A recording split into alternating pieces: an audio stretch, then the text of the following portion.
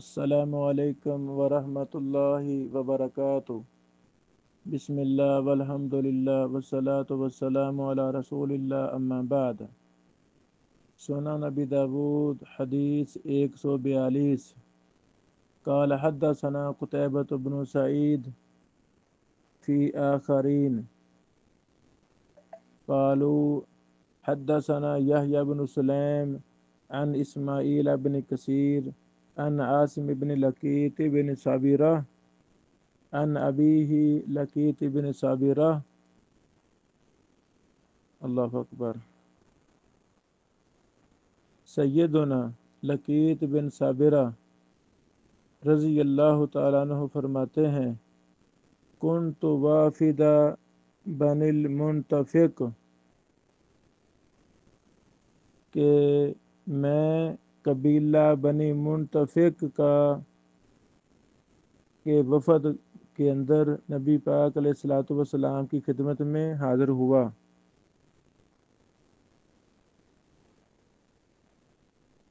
فلما قدمنا علی رسول اللہ، جب ہم رسول اللہ صلی اللہ علیہ وسلم کے پاس آئے، فلم نصادفہ فی منزلہ، ہم نے آپ کو آپ کے گھر میں نہ پایا۔ وصادفنا عائشہ ام المومنین، ہم نے امی جان عائشہ صدیقہ رضی اللہ تعالی عنہا کو پایا۔ قال، وہ کہتے ہیں، فامرت لنا بخضیرہ، امی عائشہ نے دیکھا کہ مہمان آ گئے ہیں، فوراً انہوں نے خضیرہ تیار کروایا۔ فامرت لنا خضیرہ، خضیرہ بنانے کا انہوں نے حکم دیا کہ مہمانوں کو کھلایا جائے۔ فصنعت لنا، یہ کھانے کی خاص قسم خضیرہ وہ ہمارے لیے بنایا گیا۔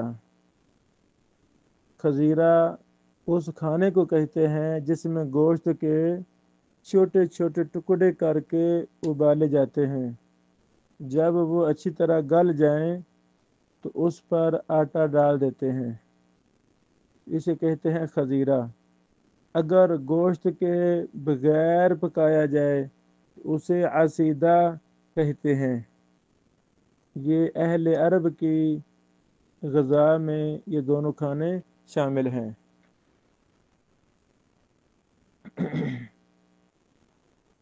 قال، راوی کہتے ہیں، وَأُتِينَا بِقِنَاعٍ،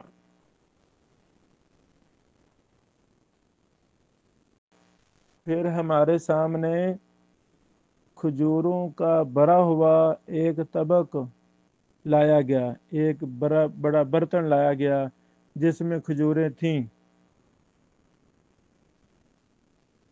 راوی کہتے ہیں، وَلَمْ يَقُلْ قُتَيْبَةُ الْقِنَاعُ، قتیبہ نے جب یہ حدیث بیان کی انہوں نے لفظ قناع نہیں بولا۔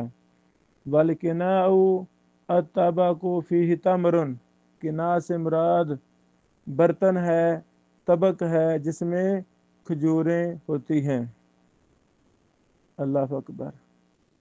امی عائشہ رضی اللہ عنہا نے مہمانوں کو پہلے خضیرہ کھلایا، وی آئی پی گوشت کے چھوٹے چھوٹے ٹکڑے کروا کے اس کو پکایا، جب گل گیا اوپر آٹا پھینک دیا، وہ کھلایا، پھر کھجوروں کا طبق، کھجوروں کا برتن لایا گیا۔ اللہ اکبر۔ ثم جاء رسول اللہ صلی اللہ علیہ وسلم، پھر رسول اللہ صلی اللہ علیہ وسلم تشریف لائے۔ فقال، تو آپ نے فرمایا، هل اصبتم شیئا، تو کیا کوئی چیز کھائی پی ہے، کیا تمہیں کچھ ملا ہے، او امر لکم بشیء، یا تمہارے لیے حکم دیا گیا ہے کچھ کھانے پینے کا۔ قال، راوی کہتے ہیں، ہم نے کہا، ہاں ہاں اے اللہ کے رسول صلی اللہ علیہ وسلم، ہم نے کھا بھی لیا ہے۔ اللہ اکبر۔ یہ تھی میرے پیغمبر محمد رسول اللہ صلی اللہ علیہ وسلم کی تربیت، اپنی بیویوں کی تربیت۔ اپنے صحابہ کی تربیت کہ مہمان آئے فوراً جو کچھ دستیاب ہے بغیر تکلف کیے اس کو کھانا کھلانا ہے، اچھے انداز میں اس کی خدمت کرنی ہے۔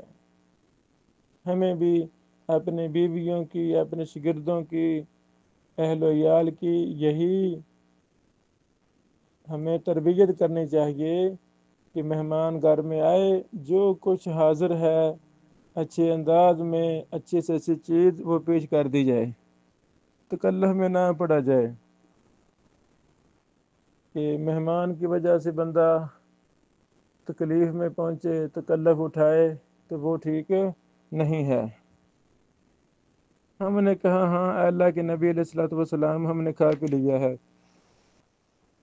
قال راوی کہتے ہیں فبین نحن مع رسول اللہ صلی اللہ علیہ وسلم جلوس، ہم اسی حال میں اللہ کے نبی علیہ الصلوۃ والسلام کے پاس بیٹھے ہوئے تھے، اذ دفع الراعی غنمه الى المراح فمعه صخلة تیعر، ہم اسی دوران نبی پاک علیہ الصلوۃ والسلام کے پاس بیٹھے ہوئے تھے، اچانک بکریوں کا چرواہا اس نے لٹا دی اپنی بکریاں الی المراح، باڑے کی طرف، بکریوں کو ان کے رہنے کی جگہ باڑا، وہاں ان کو دھکیل دیا سب کچھ، ومعہ صخلہ، اور اس کے پاس بکری کا ایک بچہ تھا، تیعر، وہ ممیا رہا تھا، میں بکری کے بچہ کر رہا تھا، فقال،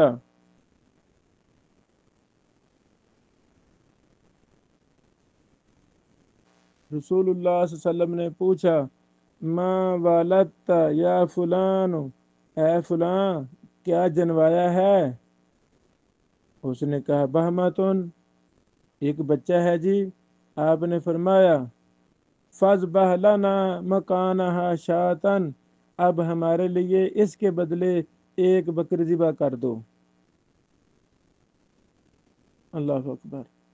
امی عائشہ نے اپنی خدمت کی، جو گھر میں چیزیں تھیں سب کچھ کھلا پلا دیا، تو رسول اللہ صلی اللہ علیہ وسلم نے مزید ایک بکری ذبح کرنے کا حکم دے دیا، چلو جی بکری ذبح کریں تاکہ ہم کھائیں، مہمانوں کو کھلائیں۔ اللہ اکبر۔ تو اس سے یہ بھی ثابت ہوا ہمیں بکریاں، دیسی مرغے، دیسی مرغیاں، خرگوش، بطخیں، یہ چیزیں جن کے لیے زیادہ زمین بھی نہیں چاہیے، زیادہ تکلیف اور تنگی بھی نہیں اٹھانی پڑتی، یہ تو معمولی چیزیں ہیں، یہ بچے ان کو سنبھال سکتے ہیں، یہ ہمیں اپنے گھروں میں رکھنی چاہیے تاکہ خود بھی کھائیں، دیسی مرغی کھائیں، دیسی انڈے کھائیں، بکریوں کا، بھیڑوں کا دودھ پئیں اور وہ گوشت ان کا کھائیں۔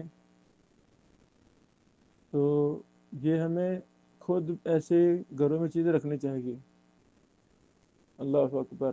جیسے رسول اللہ صلی اللہ علیہ وسلم نے بکریاں رکھی ہوئی تھیں، باڑا تھا، آپ ان کا دودھ پیتے، گوشت کھاتے، شاگردوں کو کھلاتے، صحابہ کو کھلاتے، مہمانوں کو کھلاتے، تو جب ہمارے گھروں میں چیزیں ہوں گی تو ہم بھی کھائیں گے، رشتہ داروں کو بھی کھلائیں گے، دوست احباب جو ملنے آتے ہیں گھر میں ان کی بھی خدمت کریں گے۔ اللہ اکبر۔ شیخ البانی رحمہ اللہ کے حالات میں لکھا ہوا ہے، انہوں نے گھر میں یہ ساری چیزیں رکھی ہوئی تھی، مرغیاں، بطخیں، خرگوش، یہ چیزیں رکھی ہوئی تھی، ماشاء اللہ۔ فاذبح لنا مکانہا شاۃ، تو ذبح کر ہمارے لیے اس بچے کی جگہ ایک بکری۔ ثم قال، پھر فرمایا لا تحسبن، یہ گمان نہ کرنا،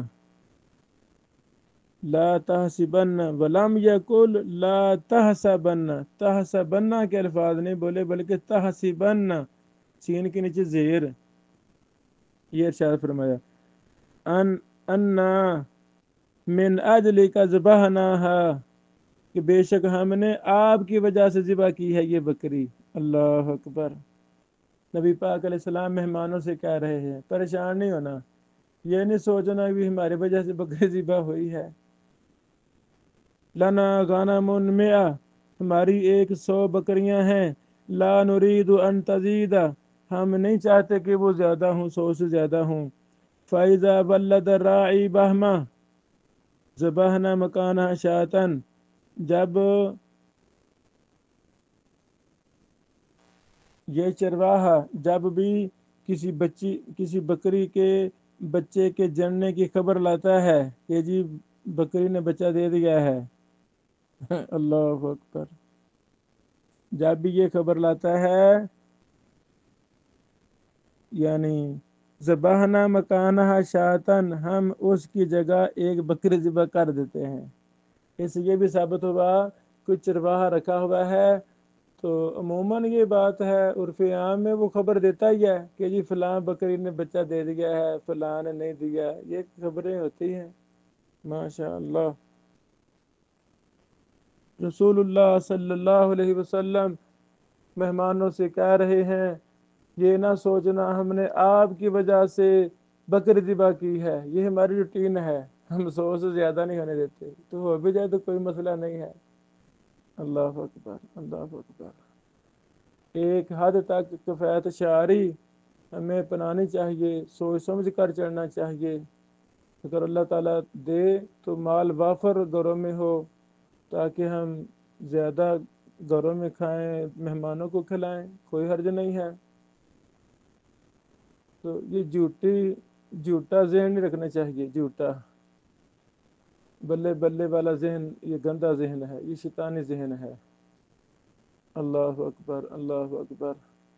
واضح کر دیا او بھائی آپ کی وجہ سے ہم نے ذبح نہیں کی، تو جھوٹے لوگ وجہ کی اور ہوتی ہے جی، تو پھر مہمان جو آئے، مہمان آئے ہیں نا جی، پھر احترام ہوتا ہے مہمانوں کا، وجہ کی اور ہوتی ہے ذبح کرنے کی، تو وہ سارا ملبہ سارا بھار مہمانوں پر ڈال دیا جاتا ہے، مہمان بھی پھول لینے سماتے لو جی ماشاء اللہ ہماری وجہ سے بکرے ذبح ہو رہے ہیں، تو بھائی سیدھی بات کرو، سیدھی بات کرو۔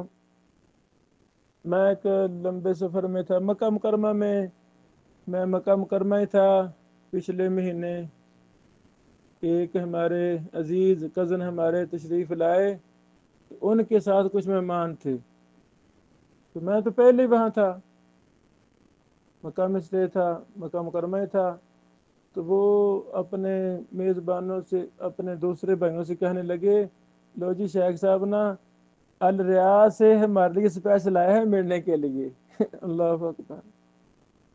تو میں نے فوراً وضاحت کر دی نہیں نہیں جی ایسی بات نہیں ہے، میں ادھر ہی تھا، مکہ میں ہی تھا، میں ریاض سے نہیں اسپیشل آیا، میں تو ادھر ہی تھا۔ تو ہمیں ایسی سیدھی صاف بات کرنی چاہیے، اس میں بڑی خیر ہے، اس میں بڑی برکت ہے۔ البذاذۃ من الایمان، سادگی صاف گوئی ایمان کا حصہ ہے۔ ہمیں دنیاوی غرض و غایت، دنیاوی لیت و لال، دنیاوی لالچ طمع کو، دنیاوی جھوٹی تعریفوں کو، دنیاوی بلے بلے کو، جوتے کی نوک پر رکھنا چاہیے، ہمارا کوئی لینا دینا نہیں ہے، ہمیں سیدھی بات کرنے کا حکم ہے، قولوا قولا سدیدا، سیدھی بات کرو۔ جھوٹا لباس پہننے سے منع کیا گیا ہے، ہوں میں غریب، ہوں میں مسکین، میرا رہنا سہنا جھوٹا، میرے کپڑے جھوٹے، میری گاڑی جھوٹی، میرا بنگلہ جھوٹا، میرے جوتے جھوٹے، میرا رہن سہن جھوٹا، بناؤ سنگار ایسے عارضی فضول واہ واہ کے لیے لوگوں کے ہاں زیادہ احترام کی وجہ سے بھی بڑی خیر ہے، بڑی اللہ کی رحمت ہے۔ تو بھائی اگر پاس پلے چیز نہیں ہے، تم زہر کرواتے ہو کہ میں کروڑوں پتی ہوں، میں لاکھوں پتی ہوں، یہ جھوٹ ہے، یہ کبیرہ گناہ ہے، اللہ نے دیا ہے تو زہر ہونا چاہیے۔ آپ غریب مسکین ہیں تو اپنی زندگی انتہائی سادہ رکھیں، اللہ تعالی ہماری صلاح فرمائے، آمین۔ قال ربی کہتے ہیں قلت میں نے کہا یا رسول اللہ قال سے مراد لقیت سیدنا لقیت کہتے ہیں۔ اچھا، اب یہ سارا یہ جو واقعہ بیان ہوا ہے یہ ہے سبب ورود۔ زیادہ سندیں اکٹھی کرنے سے ہمیں بڑی زیادہ احادیث کے سبب ورود مل جاتے ہیں، اور سبب ورود ہر حدیث میں ہر سند میں نہیں ہوتے، کہیں راویوں نے بیان کر دیا کہیں نہ بیان کیا۔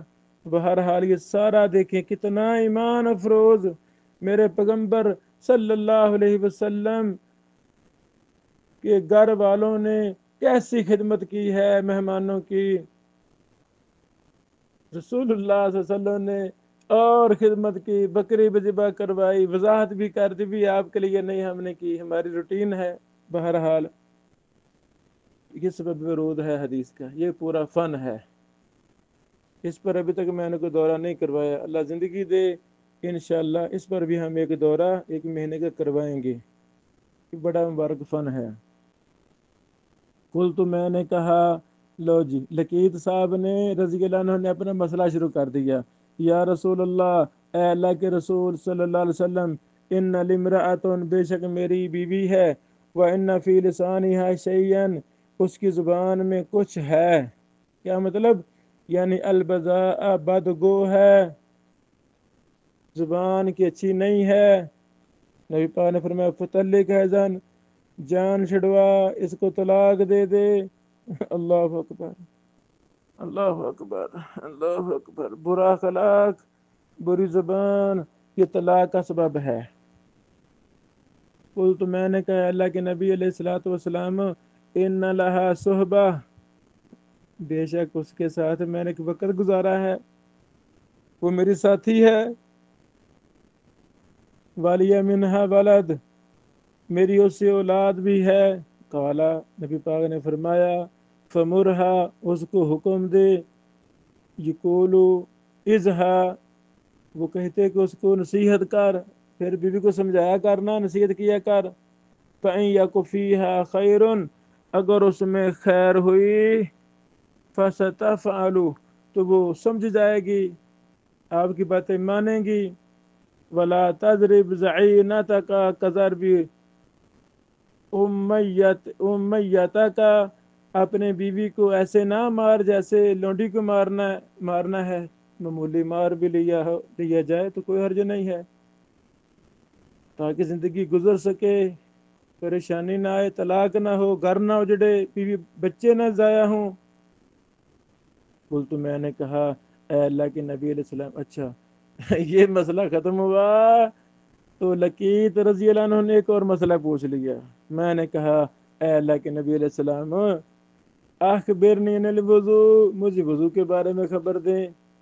آپ نے فرمایا اسبغ الوضوء، وضو مکمل کرو، اسبغ مکمل وضو کرو، وخلل بین الاصابع، انگلیوں کے درمیان خلال کرو۔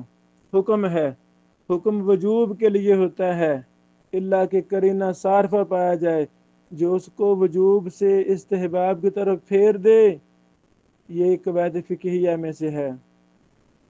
کافی سال پہلے، بلکہ زمانہ طالب علمی میں مجھے یہ شوق پیدا ہوا، پھر میں نے پورا مہینہ ایک قواعد فقہیہ پر لگا دیا۔ شیخ البانی رحمہ اللہ اپنی کتابوں میں بڑے قواعد فقہیہ استعمال کرتے ہیں، اپنے دروس میں بھی۔ ابن تیمیہ شیخ الاسلام رحمہ اللہ نے بڑے زیادہ قواعد فقہیہ اپنی کتابوں میں لکھے ہیں۔ میں نے تقریباً کافی زیادہ پورا ایک رجسٹر بھر دیا تھا قواعد فقہیہ اکٹھے کرتے کرتے، یہ باقاعدہ ایک فن ہے۔ اب تو ماشاءاللہ کافی کتابیں چھپ چکی ہیں قواعد فقہیہ پر۔ بہرحال اسبغ الوضوء، وضو کو مکمل کر، وخلل بین الاصابع، انگلیوں کے درمیان خلال کر، ہاتھوں کی بھی انگلیاں مراد ہیں، پاؤں کی بھی مراد ہے، اور خلال کرنا فرض ہے۔ بعض شارحین حدیث نے اردو میں شرح لکھتے ہوئے لکھا ہے خلال کرنا مستحب، یہ غلط بات ہے، مستحب نہیں ہے، استحباب کی دلیل ہی نہیں ہے کوئی ہمارے سامنے جو اس امر کو مستحب کی طرف پھیر دے۔ وخلل بین الاصابع، انگلیوں کے درمیان خلال کر، تاکہ خشک نہ رہیں، وبالغ فی الاستنشاق، اور ناک میں پانی چڑھانے میں مبالغہ کر، فرض ہے، الا ان تکون صائما، مگر یہ کہ تو روزے کی حالت میں ہو، روزے کی حالت میں ہے تو پھر مبالغہ نہیں کرنا۔ یہ حدیث صحیح ہے الحمدللہ، ابن ماجہ میں بھی ہے 448 نمبر، نسائی میں بھی ہے 114 نمبر۔ امام ترمذی رحمہ اللہ نے کہا سنن ترمذی 788 نمبر، حسن صحیح، اور ابن خزیمہ نے اس کو صحیح کہا ہے، صحیح ابن خزیمہ حدیث 150 168، اور ابن حبان نے بھی اس کو صحیح کہا ہے، موارد الزمان حدیث نمبر 159، امام حاکم نے بھی اس کو صحیح کہا ہے، جلد 1 صفحہ 147 اور 48۔ الحمدللہ۔ اس کے ساتھ امام ابو داود 2 اور سندیں لائے ہیں، مختصر ہے، اس میں حدیث نہیں ہے، تفسیر نہیں ہے، مختصر ہے۔ 143 نمبر، قال حدثنا عقبة بن مکرم قال حدثنا يحيى بن سعيد قال حدثنا ابن جراج قال حدثنا اسماعيل بن كثير عن آصف بن لقيط بن صابرة عن أبيه وافد بن المنتفق، لقیط بن صبرہ بن المنتفق کے وفد میں سے تھے، انہ اتی عائشہ، وہ امی عائشہ کے پاس آئے، فذکر معناہ، اسی معنی میں حدیث کو بیان کیا، قالا، کہتے ہیں، فلان منان شب، ہم زیادہ دیر نہیں رکے تھے، ان جاء النبی، کہ نبی پاک علیہ الصلوۃ والسلام آئے، یتقلع،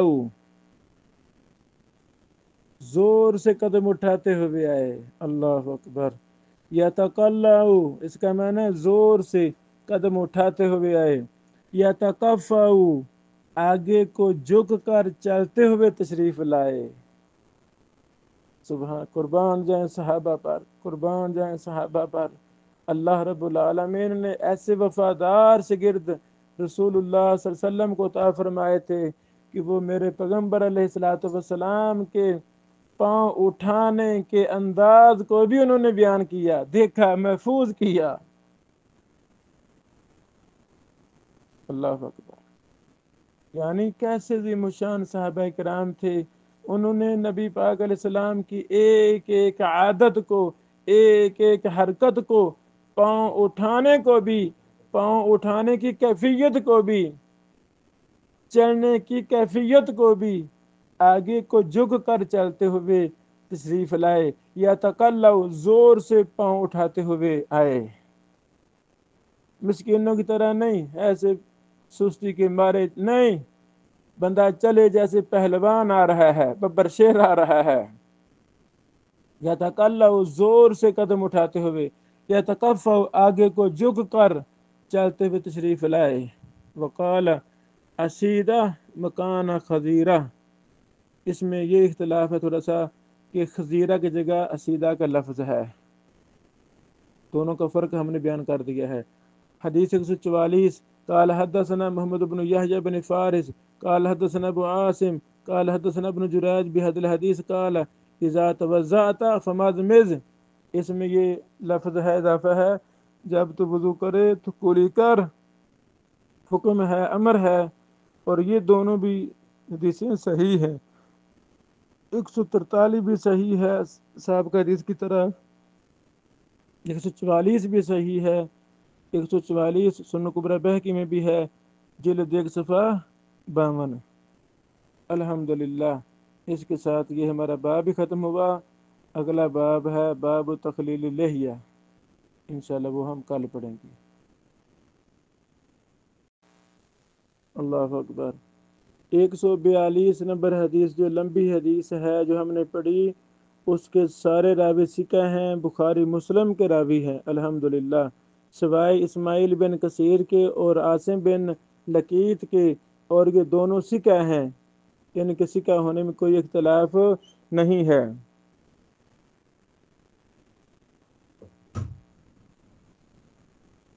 اللہ اکبر۔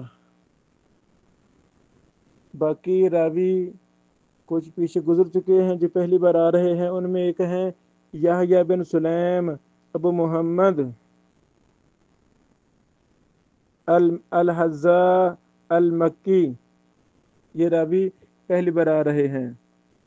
امام یحییٰ بن معین کو ثقہ کہا ہے، امام مجلی، امام ابن سعد نے بھی ثقہ کہا ہے، اور امام ابو حاتم رازی نے کہا شیخ صالح محلہ الصدق ولم یکن بالحافظ، یہ صدوق درجے کے راوی ہیں، شیخ صالح ہیں، ثقہ ہیں۔ امام ابو حاتم کی رائے ہے ولم یکن بالحافظ، یہ حافظ نہیں تھے، یکتب حدیث لا یحتج بہ، جبکہ دیگر بڑے بڑے ائمہ نے ان کو مطلق ثقہ کہا ہے، امام وہی لیا جائے گا۔ امام نسائی نے کہا لیس بہ باس، امام نسائی نے ایک اہم بات بیان کی ہے، لیس بہ باس وہو منکر الحدیث عن عبید اللہ بن عمر، کہ جب یہ عبید اللہ بن عمر سے بیان کرتے ہیں تو ان کی حدیث میں نکارتا ہے کہ منکر الحدیث ہیں، اسے کہتے ہیں ضعف نسبی، کہ فلاں فلاں سے بیان کرے تو روایت ضعیف ہے، مطلق طور پہ وہ ثقہ ہوتا ہے، یہ مطلب ہے۔ یحییٰ بن سلیم، جب ہم سند میں دیکھتے ہیں تو یحییٰ بن سلیم اسماعیل بن ابی کثیر سے بیان کرتے ہیں، الحمدللہ۔ امام نسائی والا جو اعتراض ہے وہ منکر الحدیث عن عبید اللہ بن عمر، یہ کب ہیں منکر الحدیث امام نسائی کے ہاں؟ جب وہ عبید اللہ بن عمر سے بیان کرتے ہیں۔ امام ابن حبان نے ثقات میں ذکر کیا ہے اور ساتھ کہا یخطیو، ہاں غلطیاں کر جاتے تھے۔ آپ 193 یا 94 ہجری میں مکہ مکرمہ میں خلیفہ ہارون کی ولایت کے آخر میں فوت ہوئے۔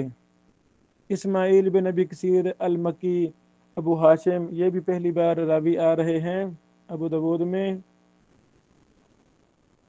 امام احمد نے کہا ثقہ، امام نسائی نے کہا ثقہ، ابو حاتم نے کہا صالح، ابن سعد نے کہا ثقۃ کثیر الحدیث، امام ابن حبان نے ثقات میں ذکر کیا ہے، اور یعقوب بن شیبہ، یعقوب بن سفیان دونوں نے کہا، بلکہ اجلی صاحب نے بھی کہا مکی ثقۃ، الحمدللہ۔ ان کی حدیث کو جو وضو میں ہے یہی حدیث ابن خزیمہ، ابن جرود، ترمذی، ابن حبان، حاکم وغیرہ نے صحیح کہا ہے، الحمدللہ۔ اگلے راوی ہیں عاصم بن لقید بن صابرہ العقیلی الحجازی، امام نسائی نے کہا ثقہ، ابن حبان نے ثقات میں ذکر کیا ہے۔ لقید بن صابرہ صحابی رسول کا پورا نام لقید بن صابرہ بن عبداللہ بن المنتفق بن عامر بن عقیل ابو رزین العقیلی، یہ طیف والوں سے تھے، طیف والوں سے، طیف سے ان کا تعلق تھا۔ اللہ اکبر، اللہ اکبر۔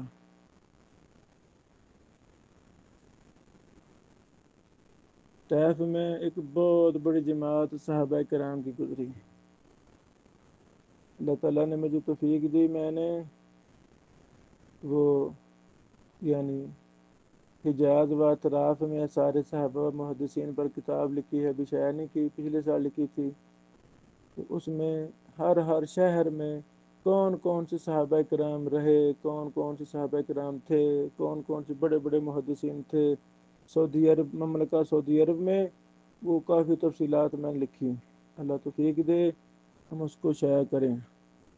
باقی حدیث کا معنی ہم نے آسان لفظوں میں بیان کر دیا ہے،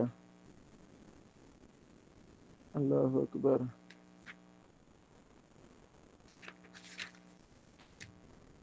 حدیث نمبر 143 ہم نے پڑھی، ان میں جو پہلی دفعہ راوی آ رہے ہیں وہ ایک ہی راوی ہیں، عقبہ بن مکرم بن افلاح ابو عبد الملک العمی البصری، یہ پہلی بار آئے ہیں۔ آپ کو امام ابو داود نے کہا ثقۃ ثقۃ من ثقات الناس فوق بندار فی ثقۃ عندی، امام نسائی نے کہا ثقہ، آپ بصرہ میں 143 ہجری میں فوت ہوئے۔ یہ حدیث 143 نمبر مسند احمد میں ہے، جلد 4 صفحہ 211، مستدرک حاکم جلد 1 صفحہ 148 وغیرہ میں ہے۔ 144 نمبر حدیث یہ بھی صحیح ہے۔